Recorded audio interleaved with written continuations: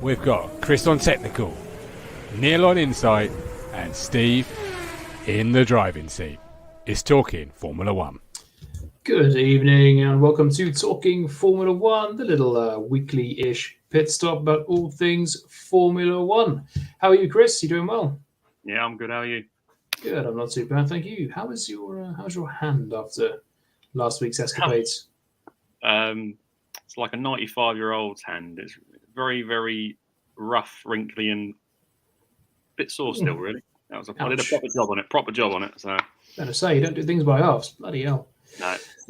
Well, have you had a good week? That aside. Yeah, it was pretty boring at the weekend. To be fair, I could have done with a Grand Prix or something, but.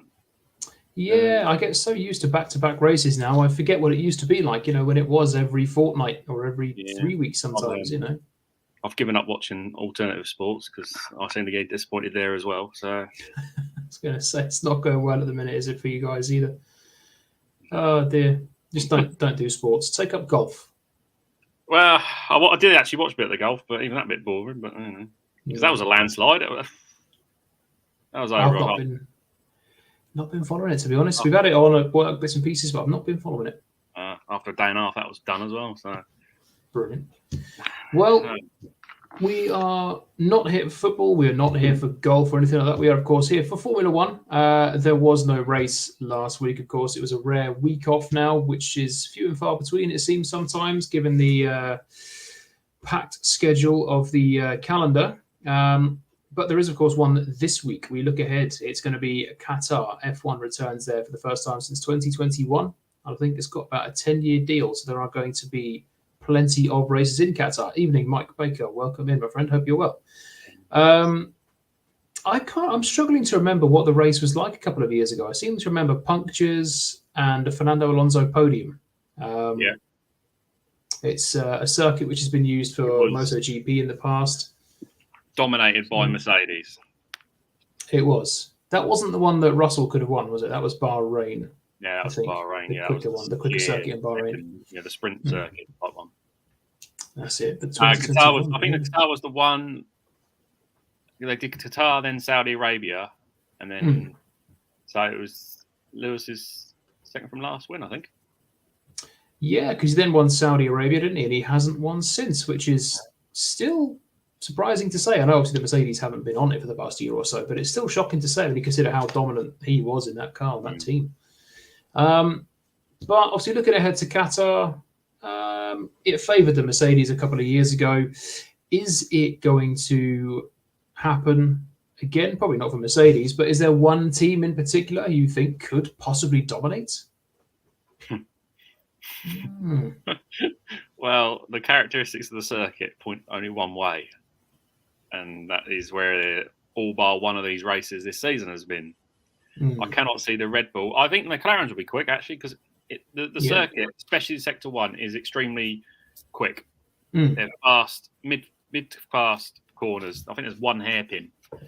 So if your car is like the first sector of Suzuka, if your car works well in high-speed corners, you are going to go well. And that is exactly what the Red Bull does. Yes, so the Red Bull is. I cannot see anything but an absolute domination from Max.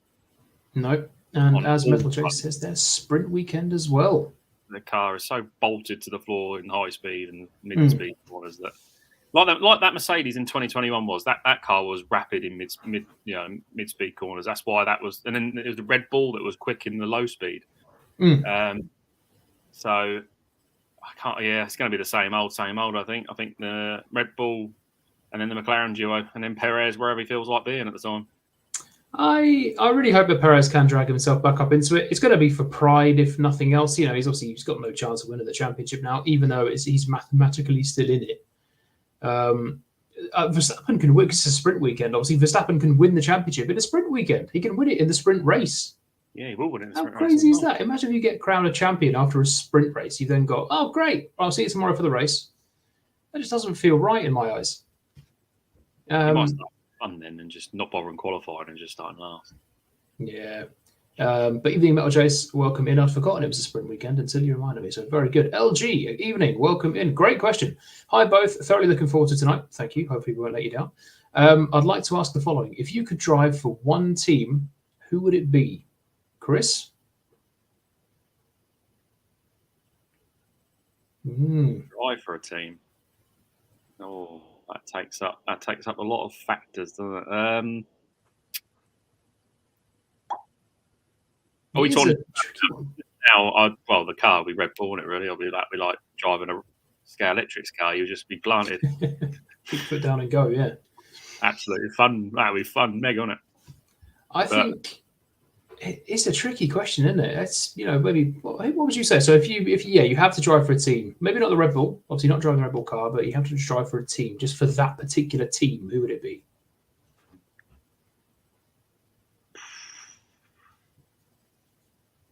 I would probably say McLaren. I think. Yeah. Yeah, I would. McLaren or Mercedes, but I lean more towards McLaren. I like McLaren. Okay. Yeah, a bit of a McLaren fan. Yeah.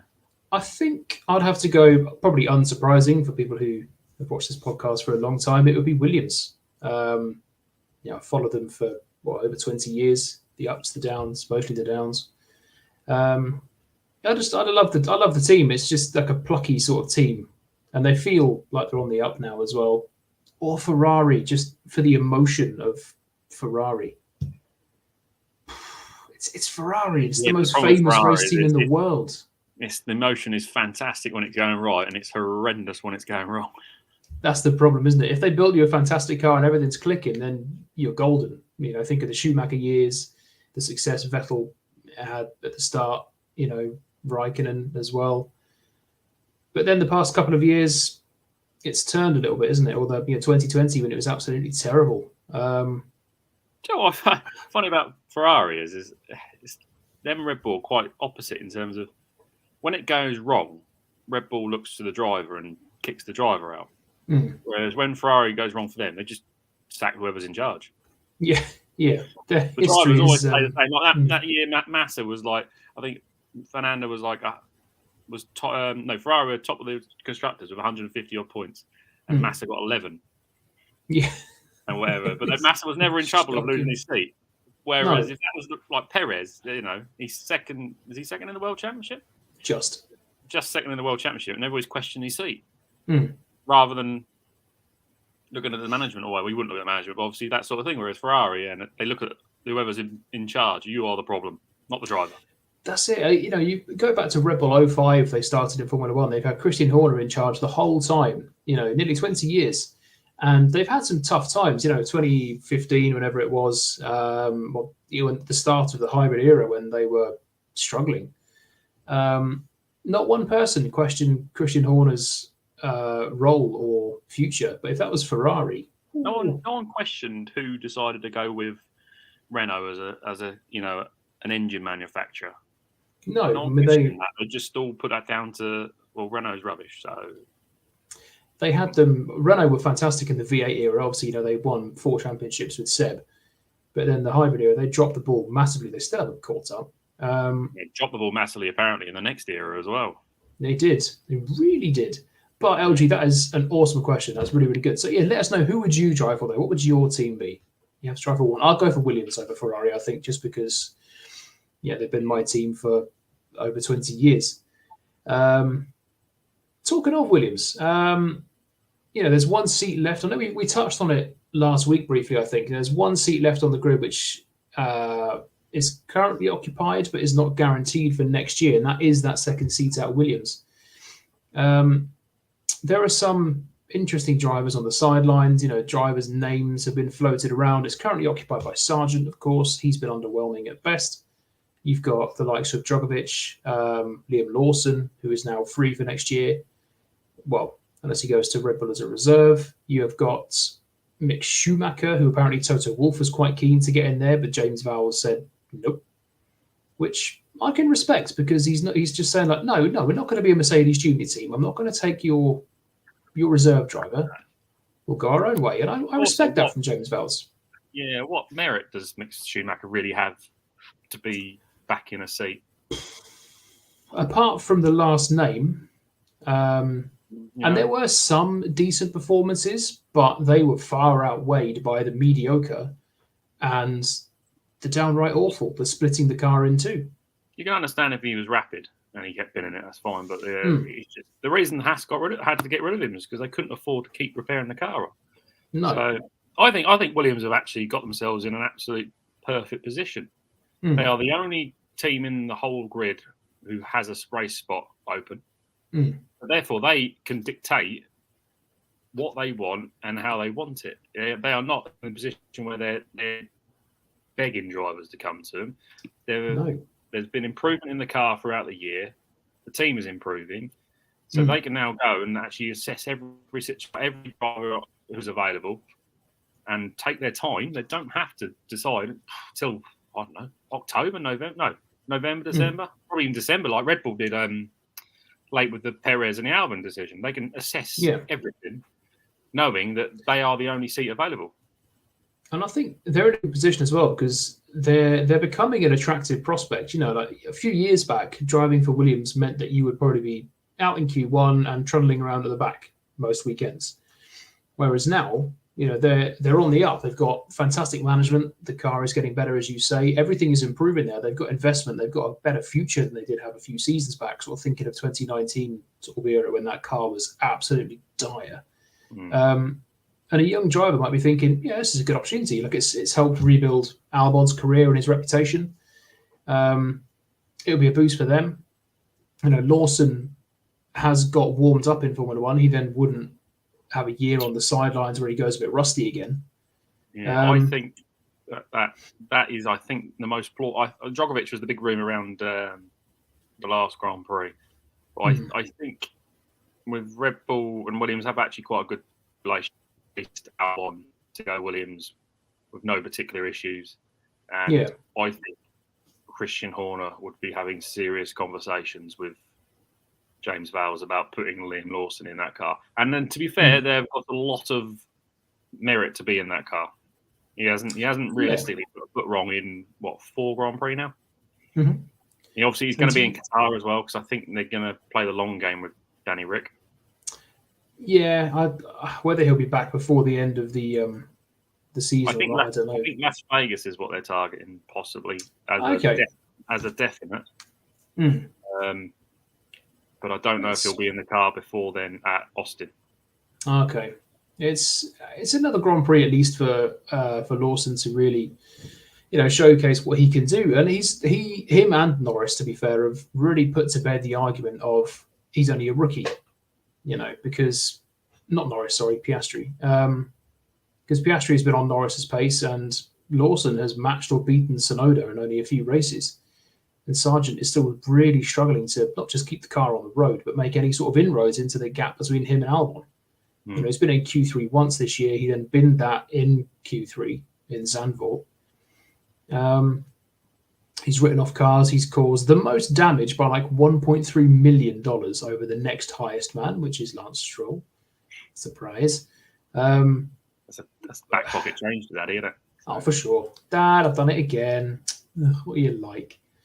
But I think, yeah, like you say, Red Bull could do very well to sit down and have some good conversations with Williams because keeping this guy in Formula One, he's a young, up-and-coming, exciting prospect.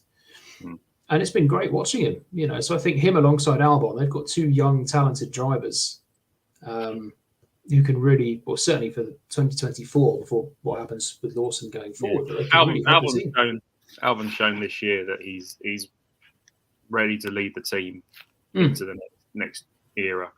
So there isn't an issue of having 2 young drivers who's going to lead the team. You know, Albon has done a good enough job of this year. So I think it'll be silly if Williams didn't certainly seriously consider, but to me, take up Lawson as an option. He is.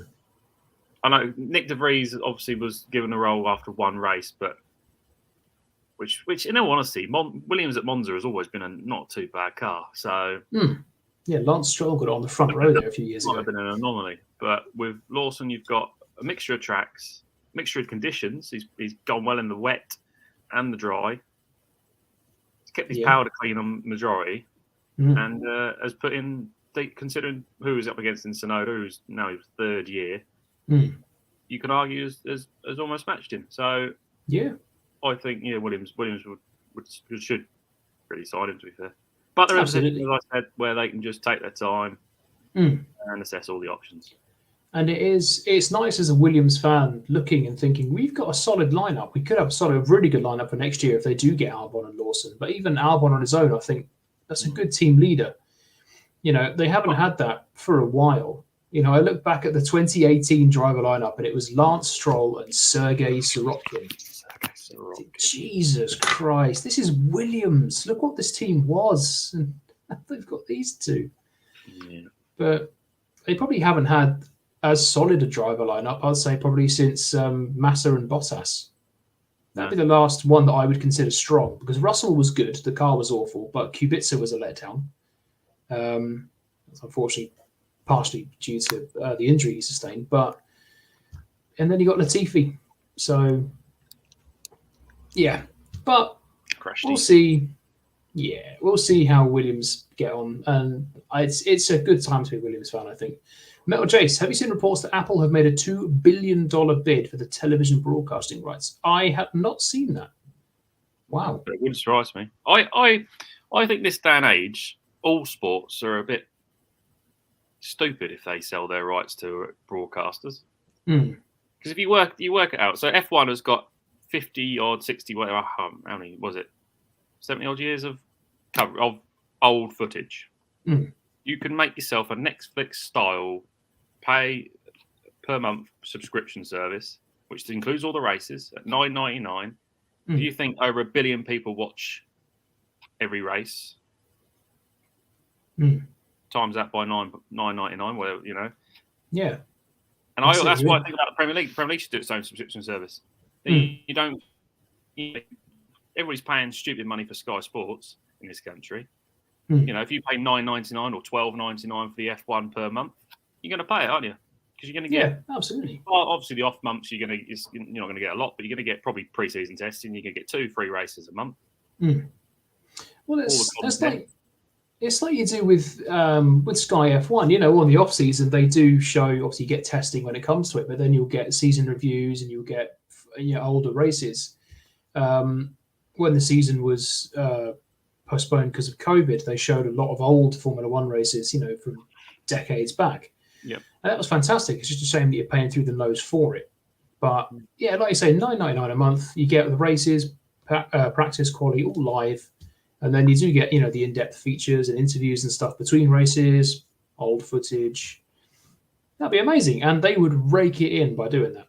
Yeah, the amount of money they could make is astronomical, and you think that. I think NFL has that type of system, doesn't it? Okay, I'm not too sure. I know obviously wrestling has their own subscription model now, but they do stuff like, they can still sell the broadcasting rights to TV companies and get the money that way, but you could also do your own sort of Netflix style, which I would say the vast majority nowadays would probably subscribe to, because the prices of Sky are through the roof. Yeah. That is the problem. And then also, I've got to pay all that money for some presenters that are really annoying. But then Apple TVs is pretty much a subscription service, isn't it? So yeah, it would be very similar to that. So, but I don't get why people, the higher ups have not cottoned on to this sort of thing, because it's an absolute goldmine. Yeah, the money is there to be made. £175, £15 a month for all games, old footage on the NFL network. There you go. Why don't you do it for Formula One? Times that by, I don't know, even 500 million people per month. It's just pure profits, isn't it? Yeah. That's how Netflix made an absolute fortune. That's how Amazon made an absolute fortune on Prime. That's how they keep this. That's how they keep everything going, really, sort of. And F1 is probably the biggest it has ever been, the most popular and the most marketable it's ever been. And the biggest market in USA are all used to this subscription models. Yeah, they've all had it. They're familiar. It obviously Drive to Survive has helped its popularity as well, and you've got probably 3 of the most marketable drivers on the grid, or 2, and you can control your advertising as well. You put your advertising on that network. So you've got companies who want to pay you to advertise on that network. So it's another revenue stream which you could make an absolute fortune on. Yeah, and you think 3 of F1's poster boys, so Lewis Hamilton, probably the most recognisable, Max Verstappen, and Daniel Ricciardo as well.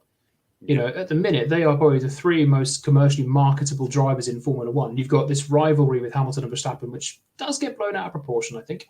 Yep. But you've got this Netflix built-up rivalry between them, and then you've got other drivers which are becoming quite marketable as well. The likes of George Russell, Lando Norris. Danny Rick is the face of Drive to Survive, isn't he? He is, yeah. It's basically the face of Drive to Survive. You watched that program for Danny Rick. That's what my wife literally only watched Drive to Survive because she thought, oh, he's a happy fellow, isn't he? She didn't really care if he could drive a car properly. No, he's an amazing driver and happy driver, but he is so marketable. By AlphaTauri, they've got a good one there for next year as well. So they've got a new face. But it remains to be seen. They're going to change, aren't they, to whatever they are supposed to be becoming, because obviously AlphaTauri's out the door. Yeah, like Hugo Boss or something. If it is a Boss or I don't know, whatever, major clothing brand, then Danny Rick is a good face to have, because he is. Him, Verstappen, because Verstappen would obviously be involved in it a little bit, and Hamilton are instantly recognisable faces. Yeah. If you had, like, no one's going to know who Yuki Tsunoda is in America if you have like a faint interest in F1. No, that's it. It's going to, if you asked an F1 just a viewer in America to name 3, let's not start that argument again, Martin, please. If you ask someone in America, go, right, name 3 Formula One drivers, most of them will go for Hamilton, Verstappen, Ricciardo, and you get someone chuck in Logan Sargent because he's American. But I wouldn't class him in the same bracket, obviously. But name me an F1 driver, Sargent. Oh, all right, well done. You're American, very good. But yeah, it'll be interesting to see what happens with that, because Sky, as much as I do like their coverage, it's an expensive service. In this day and age as well, it's not easy for all, but we'll see. It remains to be seen. I saw some good news actually out of your favourite team a little while ago. It's obviously been under construction for a while. McLaren's new wind tunnel is finally done. It is ready. Is that going to be active from next year? Next year, apparently, yeah. Ooh. You say, who was it said? Did you say it? Yeah. Did you say it last week, or someone in the chat said that they were using Toyota's old wind tunnel? Yes, they were.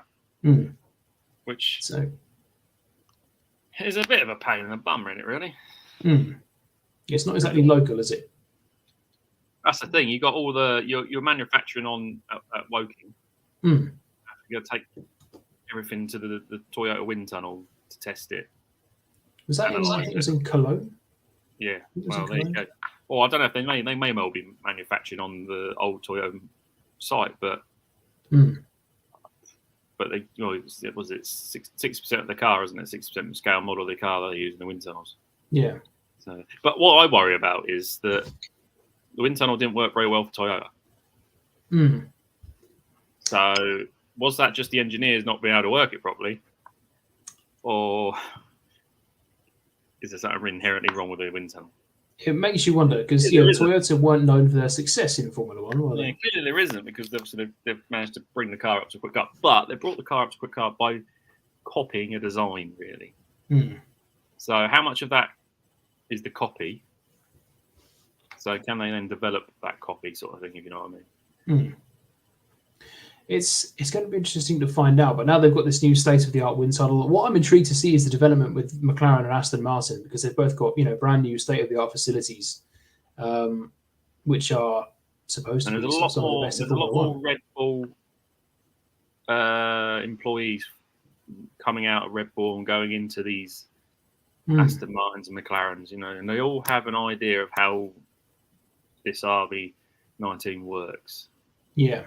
So the next couple of years, sort of heading into 2026, are going to be, and obviously indeed from 2026 onwards, are going to be very interesting to see, because you've got, Ferrari, you've got some of the old employees, like you say, Aston, McLaren. It does make me wonder if a team like Williams is going to get some heavy investment for new facilities as well, because as far as I know, they're still using their existing, which apparently are still very, very good, but a lot of the factory was a bit out of date. So it makes me wonder how much the investment is going to be going into their facilities and their future. They've obviously got ambitions to get back to the front of the grid, like a bit like what McLaren are doing. But it's a longer climb for Williams than it is McLaren. They've been a lot longer in the doldrums than they have. Yeah, I think McLaren's wind tunnel will be fine. It'll take a few months, I think, for them to adjust. They'll obviously have a little bit less wind tunnel time than they probably thought 6 months ago because they're rapidly climbing the championship. Imagine that sort of mid-season. They're going, well, at least we get a lot of wind tunnel time next year, and the car's good, and they're going, oh shit. Well, I mean, Red Bull have pretty much nullified their wind tunnel time by being half a second quicker than everybody else. So yeah, everybody else can have their extra 5% wind tunnel time because you're going to need it to get even 2 temps out of us. Yeah, imagine that they're going to Red Bull, right? You get less aero time, and they're going, yeah, all right, fine. Yeah, I was reading that W15 might have some surprises, but I don't know how much of that's smoke and mirrors because they said that about the 13 and the 14. So we'll just have to see what rocks up at testing next year. It's gonna be a Red Bull model, 100%.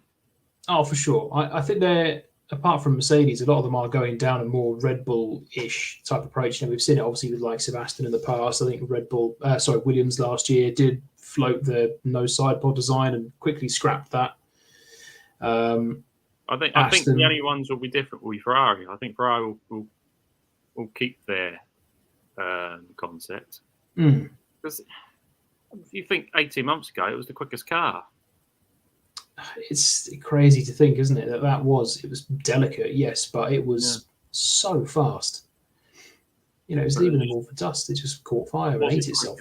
Was that its ceiling for that concept? That's what you got. Did they actually just find the eureka there and then couldn't go on? Whereas Red Bull have gone down an avenue where you can tweak and fine tune and change little tiny bits of the car, and then it will make you go quicker. Which we'll find out, I suppose, next year when they rock up and probably a second quicker. No, this only a second. Wow, that's optimistic.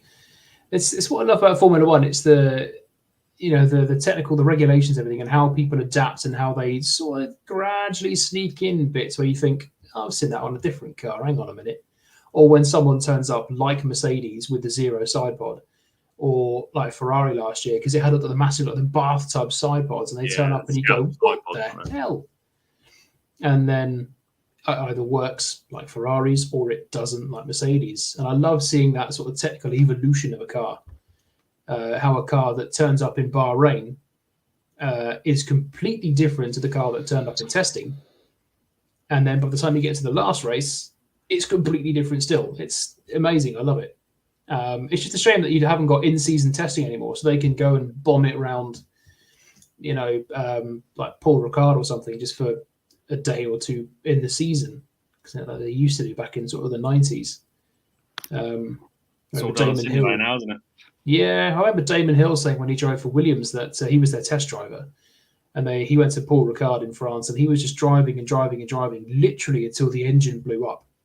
And they just pushed it and pushed it and pushed it and up to the revs until it blew up, so they could see how far they could push it before it did. But that was back in the day. I suppose it was obviously cheaper back then. There wasn't all this technical stuff that you've got now. They could afford to just push an engine and go, right, we'll stick us in the car and we'll just up it until we kill it. Yeah. Oh, really? Is that what we're going to do? Yep. Teams like Mercedes and Red Bull can afford to make 4 or 5 engines just for a test session. Yeah. They whereas the teams like Haas probably could only do 1. Yeah, right. We'll do 1 lap. That's our testing done. We'll see you in Bahrain, because Mick split the car in 2 again. But I was watching a thing where Carlos Sainz was on a podcast, I think, and he was in favour of reverse grid on the sprint race weekend. I think he actually said from back to front, so it would be literally a complete reverse rather than like what you get in like touring cars where your top 8 gets reversed or whatever. I think it's worth a go. Yeah, I'd be up for trying the F2 format. So you've got, with the qualifying for the sprint race, you get the top 10, and then that's reversed. So the sprint quali is reversed. The sprint top 10 is reversed. for the sprint race. But then the feature race, it goes back to the actual top 10. So you qualify first, you then start 10th for the sprint, but first for the feature. Yeah. And that's quite an intriguing one, because you do then see some good battles for the leads. Some drop back, some come forward, but that'll be interesting. It's got to do something to change it up to make it a bit less predictable. I think it's because it's such a slam dunk with Red Bull these days that it's irrelevant if it's a sprint weekend or not, because they get put it on pole, and even if Verstappen loses it on the first couple of turns, he only needs 2 or 3 laps and he's back in front, and that's it, job done. Yeah. Whereas I think maybe a year and a half ago, the first sprint weekend where Ferrari were up there, it's a bit of trepidation for Red Bull. Then I can see the merit on it. Yeah, and I think sprint needs a bit of a shake up. It needs a bit of something, doesn't it? And Fernando said he's in favour of returning to one-shot qualifying like they used to have. That shows how long he's been in Formula One. 2005. Returning to that, whether that would be a thing. But I think what makes it not worse as such, but what makes it a little bit disappointing maybe, is that if someone is sprinting clear in the lead, like a Verstappen is, if this was back in the early noughties or even late noughties, reliability wasn't as good. So someone could be like Michael Schumacher could be 25 seconds clear, but then his engine would go bang or something would go wrong with the car. And it was always a little bit of jeopardy. You had races of high attrition, so teams like Jordan, whoever, could score points. Whereas now you don't really even get that, because the cars are so solid and so reliable. If Verstappen's 25 seconds clear, he's going to win, because that Red Bull is not going to fail. It's bulletproof. Whereas watching like the 2005 San Marino Grand Prix they had on TV a couple of months back, I think it was because they when this year's Imola Grand Prix got cancelled, they showed some old ones, and you had drivers dropping out here and there with engine failures and just binning it and that sort of thing. You just don't get that anymore. So there's less jeopardy, which I miss. Cars are bulletproof. They are. I like seeing cars go up in plumes of smoke. That was amazing. Yeah, technology's moved on so much now. It's so much reliable. You think even your road car. I mean, if you have a road car from the mid '90s, you're lucky if you get 10 years out of it. Whereas nowadays they're offering 7-year warranty. Yeah, it is crazy. So, the changing face of the motoring world. But I think that brings us to the end of our little segment this evening. Before we do go, obviously, like I say, we're heading to Qatar this weekend. Give me your top 3, reverse order. I'll try and convince myself of every week of a different one, but it's just going to be Piastri, Norris, and Verstappen. Yeah, locked in. There you go. Mercedes are going to struggle, I think, because they're not. As Lewis keeps whinging about, the rear just doesn't stick in a high-speed corner. No, and there's lots of those. And there is a lot of them. So it's very much like Saudi Arabia, sort of, but it's not a straight track. It's very sort of quick and twisty. So I think Mercs will be struggling along with the Astons. I think the Ferrari will be quick. Actually, I think the Ferrari will be quick, but I think their tires, they just burn their tires too much. Well, I don't know. I'm going to go Leclerc third, Norris second, and Perez first. I'm calling a Verstappen problem. I'm going to call that Red Bull on its bulletproof and reliability. I'm saying it's a Red Bull issue for Verstappen. It's going to be Perez who wins to drag himself right back into the championship fight-ish. It'll be done by then, won't it? He'd already won it in the sprint race, actually. Yeah. So we'll go for a Perez win and Norris second. Sunday, you just get a picture of him in a pile of women and just cheers, lads. All right, I've done it. I'm going home. I'll see you guys in a couple of weeks. All right, there we go. So, all right, Perez is good. I can win. He's not in the race, mate. Oh. Anyway, that's that for this week. So, have a great week. We will see you next Monday. Obviously, we'll have a little look back at the Qatar Grand Prix. Hopefully, it'll be a nice, exciting one with lots of jeopardy and a Red Bull issue, maybe, and rain. You never know.